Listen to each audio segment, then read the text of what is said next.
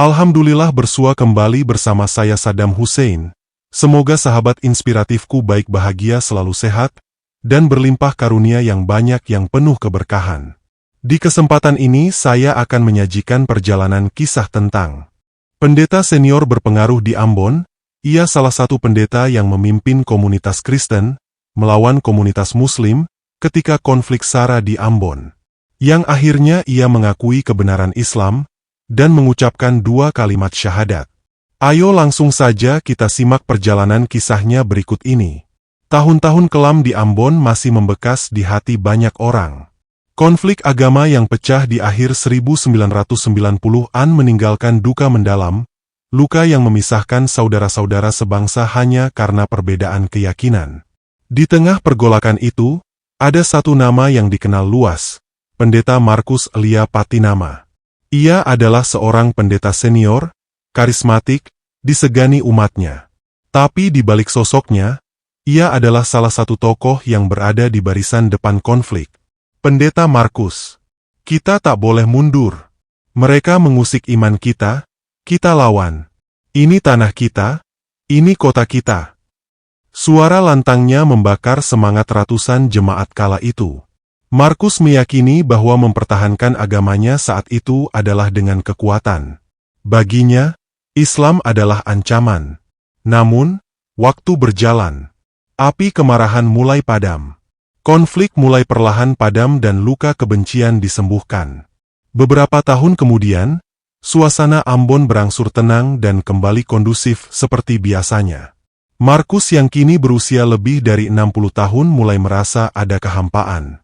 Di tengah ketenangan lahiriah itu, jiwanya tetap gelisah. Sampai suatu hari, Markus diundang ke sebuah forum dialog lintas agama yang diadakan oleh komunitas pemuda Muslim Ambon. Awalnya ia menolak.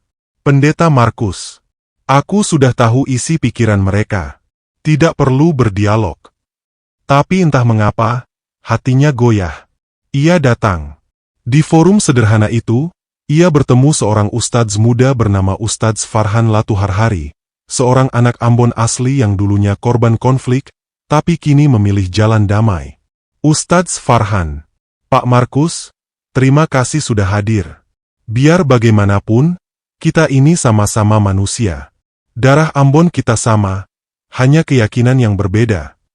Pendeta Markus, langsung saja, apa yang mau kalian bicarakan? Jangan pura-pura damai. Ustadz Farhan, kami bukan pura-pura. Kami ingin mencari kebenaran. Kalau keyakinanmu benar, buktikan. Kalau Islam benar, izinkan kami menjelaskan. Kita diskusi terbuka. Pendeta Markus, baik. Tapi aku tidak mau basa-basi. Kita bahas tentang Tuhan. Siapa Dia? Bagaimana hakikatnya? Di mana Dia? Suasana forum menjadi tegang. Semua peserta terdiam. Ustadz Farhan, baik. Dalam Islam, Allah itu Esa, tidak beranak dan tidak diperanakan. Dia tidak menyerupai makhluknya, tidak bisa disamakan dengan apapun. Farhan membaca Quran Surat Al-Ikhlas. Katakanlah, Dialah Allah, yang Maha Esa.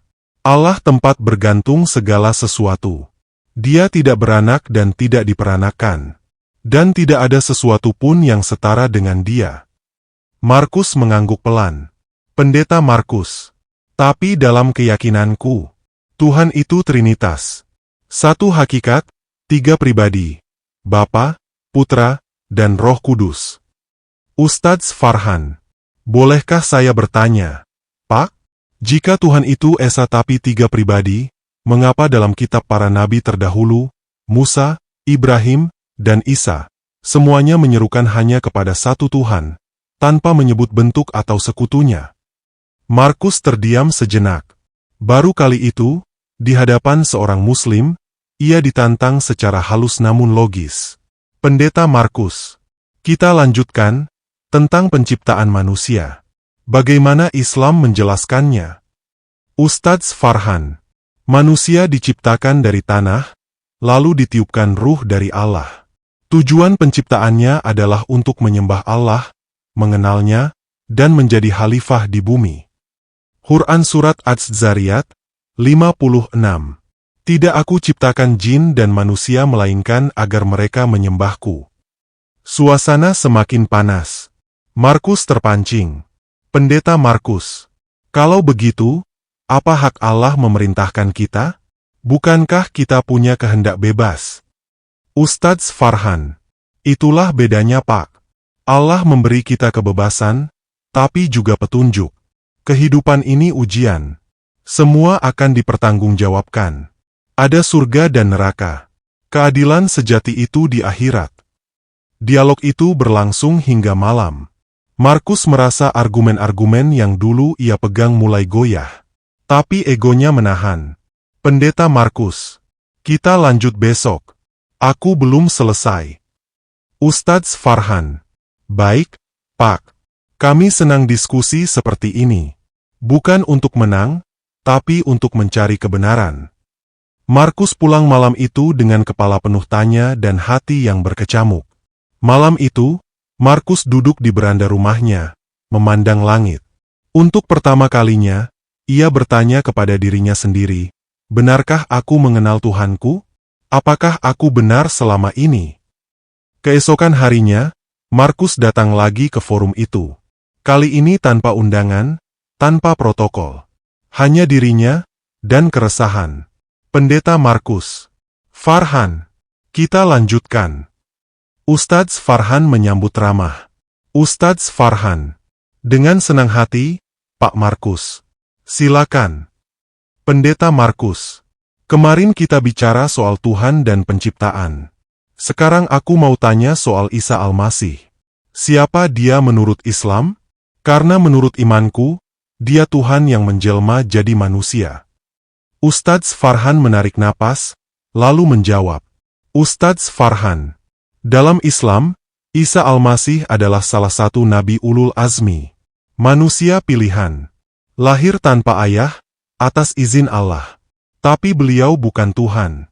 Dia manusia suci yang membawa ajaran tauhid, mengajak umatnya menyembah Allah yang esa, bukan dirinya. Farhan membaca Quran Surat Maryam ayat 30 dan 31. Sesungguhnya aku ini hamba Allah. Dia memberiku kitab dan menjadikanku seorang nabi. Dia menjadikan aku diberkahi di mana saja aku berada, dan dia memerintahkan kepadaku solat dan zakat selama aku hidup. Markus tampak sedikit terpukul. Wajahnya menegang. Pendeta Markus, tapi Injil berkata, akulah jalan, kebenaran dan hidup. Bukankah itu artinya dia Tuhan? Ustadz Farhan, betul Pak, ayat itu ada. Tapi konteksnya bukan soal ketuhanan. Maksudnya, Isa adalah jalan menuju Allah melalui ajarannya. Seperti Musa, Ibrahim, dan Muhammad Shallallahu Alaihi Wasallam. Mereka semua adalah jalan kebenaran menuju Tuhan. Bukan Tuhan itu sendiri. Markus mengernyit. Debat semakin memanas. Pendeta Markus, kalau dia bukan Tuhan, kenapa bisa membangkitkan orang mati, menyembuhkan buta, bahkan menghidupkan burung dari tanah liat? Ustadz Farhan, itu semua mukjizat dari izin Allah. Seperti Musa yang membelah laut. Seperti Ibrahim yang tak hangus dibakar. Semua atas izin Allah. Isa tidak melakukannya sendiri. Farhan membaca Quran Surat Al-Maidah ayat 110. Dan ingatlah ketika engkau, Isa, menghidupkan orang mati dengan izinku. Markus mulai goyah. Sorot matanya tak setegar kemarin. Pendeta Markus, lalu, kalau semua nabi mengajarkan tauhid, kenapa sekarang manusia menyembah manusia? Bukankah itu menyimpang? Ustadz Farhan, itulah yang kami ingin luruskan, Pak Markus. Kami tidak membenci Isa, kami memuliakannya. Tapi kami menempatkan beliau sebagai nabi, bukan Tuhan. Karena Tuhan tidak beranak dan tidak diperanakkan. Suasana hening. Markus tertunduk. Air mukanya berubah. Pendeta Markus, Farhan, semua ini, seumur hidupku, aku tidak pernah mendengarnya sejelas ini. Ustadz Farhan, kebenaran itu memang kadang pahit, Pak. Tapi saat hati terbuka, ia menjadi cahaya. Pendeta Markus, aku ingin waktu. Aku ingin membaca Al-Quran itu.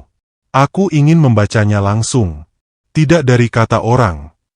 Farhan tersenyum, mengambil mushaf terjemahan, lalu menyerahkannya.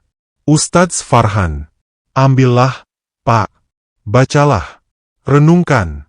Jangan takut mencari kebenaran. Markus menerima mushaf itu, memeluknya erat. Pendeta Markus, aku janji, besok aku datang lagi. Malam itu, di rumahnya, Markus membuka Al-Quran. Setiap lembaran yang dibacanya seolah membongkar keraguan yang ia simpan puluhan tahun.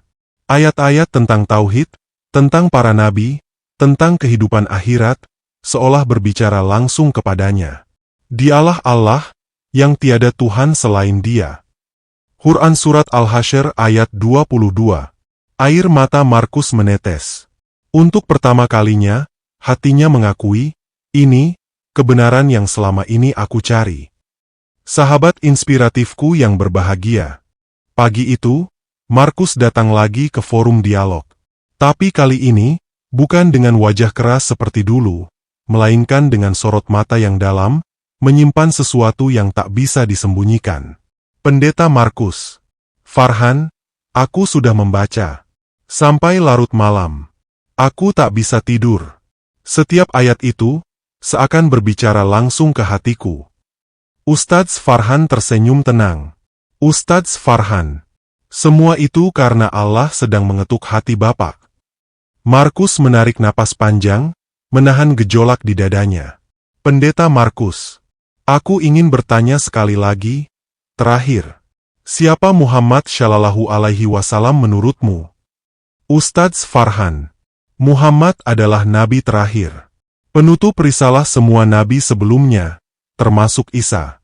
Beliau datang untuk menyempurnakan akhlak manusia, mengajarkan tauhid murni, dan membawa Al-Quran sebagai petunjuk hingga akhir zaman. Markus menunduk.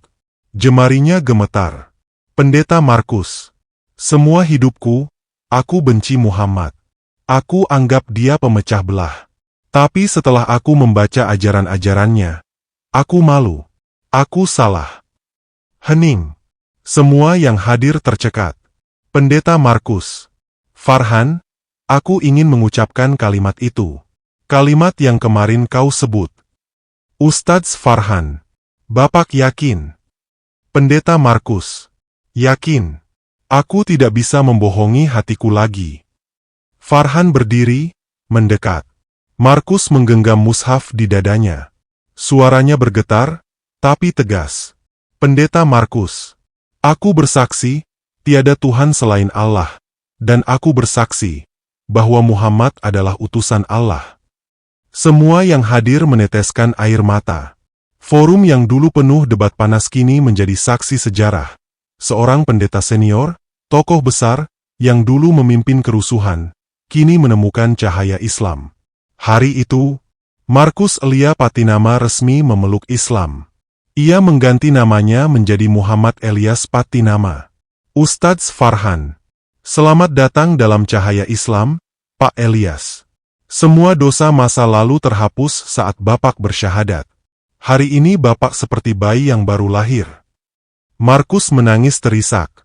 Muhammad Elias, seandainya dulu aku mengenal Islam seperti ini, tak akan aku biarkan Ambon berdarah. Ustadz Farhan, tidak apa, Pak. Semua itu takdir Allah. Barangkali, jalan itu memang harus Bapak tempuh, agar sampai di titik ini. Berita itu cepat menyebar. Keluarganya marah. Sebagian jemaat kecewa, sebagian mencaci. Namun Elias tak goyah. Muhammad Elias, aku tak peduli kehilangan jabatan, dihina, atau dimusuhi. Aku lebih takut kehilangan Tuhanku. Jika ini kebenaran, aku akan mempertahankannya sampai mati. Sahabat inspiratifku yang berbahagia, bagaimana Elias tetap tegar, bagaimana ia menyebarkan pesan damai, dan apa hikmah besar yang bisa dipetik dari perjalanan spiritual ini, ayo kita lanjutkan bersama-sama berikut ini. Sejak mengucapkan 2 kalimat syahadat, Muhammad Elias Patinama tak pernah lagi sama. Komunitasnya gempar. Keluarganya marah. Sebagian teman lamanya memutuskan hubungan. Mantan jemaat. Kau pengkhianat, Elias. Kau tinggalkan iman leluhur kita. Muhammad Elias. Aku tidak mengkhianati apapun. Aku hanya mengikuti cahaya kebenaran yang akhirnya kutemukan. Ada yang mengancam, ada yang memfitnah. Tapi Elias tak gentar. Ia malah makin aktif menghadiri kajian, berdialog damai, bahkan mulai menulis tentang pengalamannya mencari kebenaran. Tak sedikit yang mencibirnya. Tokoh komunitas lama. Dia pasti masuk Islam karena uang. Tapi orang-orang terdekatnya tahu, Muhammad Elias justru kehilangan segalanya saat bersyahadat. Jabatannya, kehormatan di komunitas lama, bahkan rumah warisan. Namun Elias tenang. Muhammad Elias. Dulu aku hidup dalam kebencian, kini aku hidup dalam kedamaian. Apapun yang Allah ambil, aku rela. Karena yang aku dapat jauh lebih besar, iman yang benar. Ia sering kembali ke forum-forum diskusi lintas agama, bukan lagi sebagai lawan debat, tapi sebagai sahabat dialog. Ia bahkan merangkul teman-teman Kristen lamanya. Muhammad Elias. Saudara-saudaraku, aku tidak ingin memaksakan kepercayaan. Tapi kalau kalian mau, mari kita duduk, bicara tentang Tuhan. Bukan dengan emosi, tapi dengan hati. Beberapa tertarik.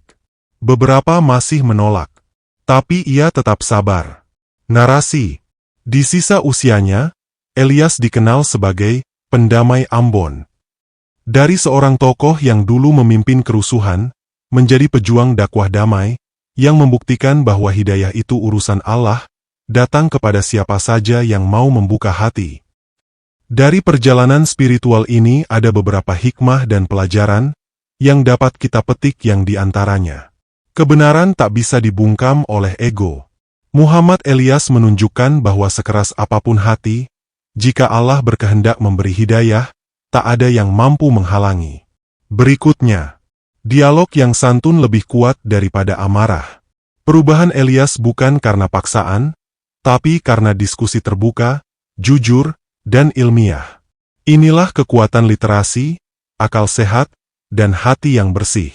Yang berikutnya, jangan menilai orang dari masa lalunya. Siapa sangka, orang yang dulu jadi aktor utama kerusuhan, kini justru jadi simbol kedamaian dan pelindung persaudaraan antar umat. Selanjutnya, kebenaran itu harus dicari dengan hati, bukan diwariskan. Seperti Elias, kadang kita harus berani keluar dari zona nyaman keyakinan warisan untuk menemukan apa yang sebenarnya benar. Dan hidayah milik Allah, tapi tugas kita menyampaikan dengan hikmah. Ustadz Farhan tak pernah memaksa, tapi memberi ruang dialog. Inilah metode dakwah sejati. Sahabat, semoga kisah ini menjadi pelajaran berharga bagi kita, bahwa cahaya kebenaran bisa datang kepada siapa saja, kapan saja, di tempat yang tak pernah kita duga. Jangan pernah berhenti mencari, karena kebenaran itu tidak butuh pembelaan, ia cukup ditemukan. Pendeta Markus. Aku bersaksi, tiada Tuhan selain Allah, dan aku bersaksi, bahwa Muhammad adalah utusan Allah. Semua yang hadir meneteskan air mata. Forum yang dulu penuh debat panas kini menjadi saksi sejarah. Seorang pendeta senior, tokoh besar, yang dulu memimpin kerusuhan, kini menemukan cahaya Islam. Hari itu, Markus Elia Patinama resmi memeluk Islam. Ia mengganti namanya menjadi Muhammad Elias Patinama. Ustadz Farhan. Selamat datang dalam cahaya Islam, Pak Elias. Semua dosa masa lalu terhapus saat Bapak bersyahadat. Demikian kisah ini saya sajikan, semoga bermanfaat menambah literasi, cakrawala berpikir dan menginspiratif, untuk tetap berada di dalam kebaikan naungan cahaya petunjuk Allah Ta'ala, di dalam kehidupan ini. Sampai berjumpa kembali di kisah inspiratif berikutnya. Atas segala perhatian dan dukungan sobatku saya ucapkan terima kasih. Semoga menjadi nilai kebaikan.